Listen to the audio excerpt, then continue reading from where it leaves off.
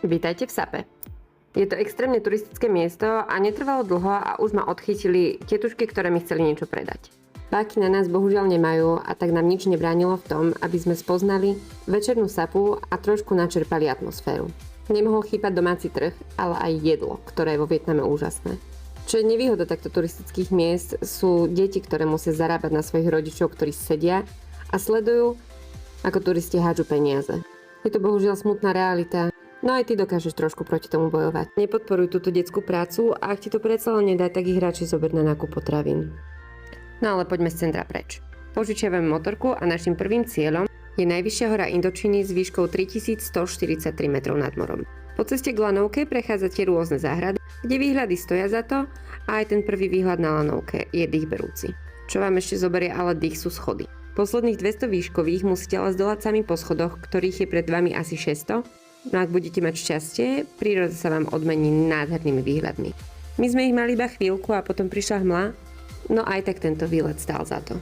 Ak sme si ale mysleli, že hmla bude náš najväčší problém, tak to sme ešte netušili, aké šialené búrky sa tu môžu strhnúť. Ulice zaplavili potoky vody a nám neostávalo nič iné iba čakať. No a asi po 2 hodinách sme sa rozhodli za malého mrholenia pokračovať v ceste. Ešte, že sme ku skútrom dostali prší plášte. Náš deň kvôli tej búrke ale skončil skôr, ako sme chceli, a tak nezostávalo nič iné, iba zostať jednu noc navyše. Predsa len dedinky v okolí Sapí majú toho ešte veľa čo ponúknuť. Naše zadky dostali miestami síce celkom zabrať, ale za tie výhľady to jednoznačne stálo. Záleží len na vás, ako čas v Sape strávite.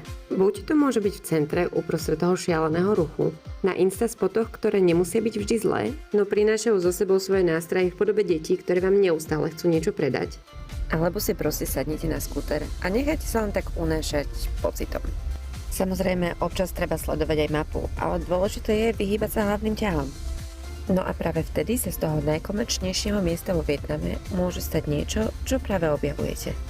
A to ma privádza k záveru, že žiadne miesto nie je moc turistické.